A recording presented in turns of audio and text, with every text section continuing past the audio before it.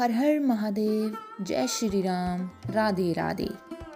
संस्कृति YouTube channel पर आपका हार्दिक स्वागत है। अगर आपको हमारी वीडियोस अच्छी लगती हैं तो हमारे चैनल को सब्सक्राइब करना ना भूलें और हमारी यूट्यूब फैमिली का हिस्सा ज़रूर बनें।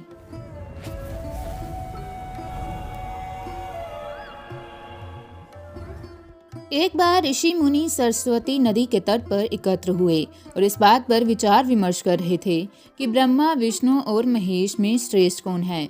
लेकिन जब इस चर्चा का कोई निष्कर्ष नहीं निकला तो उन्होंने तीनों देवताओं की परीक्षा लेने का विचार किया। इस कार्य के लिए महर्षि भृगु, जो कि स्वयं भगवान ब्रह्मा के पुत्र हैं, उनको चुना गया। महर्षि भृगु सबसे पहले ब्रह्मलोक पहुंचे। उन्होंने ना तो ब्रह्मा जी की प्रशंसा की और ना ही उन्हें प्रणाम किया।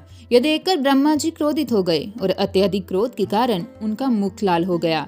लेकिन ये सोचकर कि भृगु जी उनके पुत्र हैं, उन्होंने अपने विवेक से अपने क्रोध को दबा लिया। वहां से महर्षि भृगु कैलाश के लिए निकल पड़े।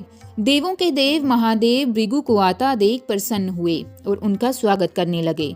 लेकिन भृगु तो उनकी परीक्षा लेने आए थे। महर्षि भृगु ने उनके स्वागत को अस्वीकार कर दिया और कहा, हे शिव, आप हमेशा धर्म की सीमाओं का उल्लंघन करते हैं। आप आसानी से दुष्ट पापियों को वरदान दे देते हैं, लेकिन उसके बाद वे पूरी सृष्टि को परेशान करते हैं।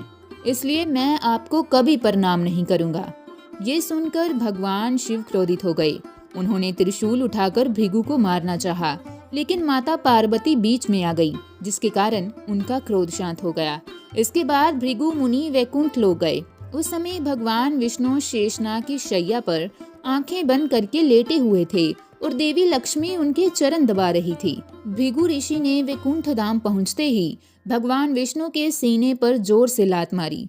श्री हरि विष्णु शीघ्र ही अपने आसन से उठ खड़े हुए और उन्हें प्रणाम किया और उनके चरण दबाते हुए बोले, महाराज, क्या आपके पैर में चोट लगी है? कृपया इस सिंहासन पर बैठिए। श्रेष्ठ मुनि, मुझे आपके आने की जानकारी नहीं थी, इसलिए मैं आपका स्वागत नहीं कर सका। आपके चरणों के स्पर्श से पवित्र स्थान भी शुद्ध हो जाते हैं और आज मैं आपके चरणों के स्पर्श से धन्य हो गया हूँ। भगवान विष्णु के इस प्रेम पूर्ण व्यवहार को देखकर महर्षि भृगु की आंखों से आंसू बहने लगे।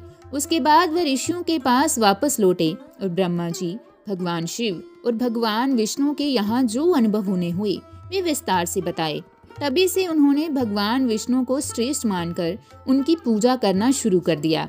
अगर हम इसको मूल रूप से देखें तो उन ऋषियों ने ये सुंदर लीला अपने लिए नहीं बल्कि लोगों के संदेह को दूर करने के लिए रची थी। तो दोस्तों, आज की हमारी ये प्यारी सी कथा यहीं समाप्त होती है।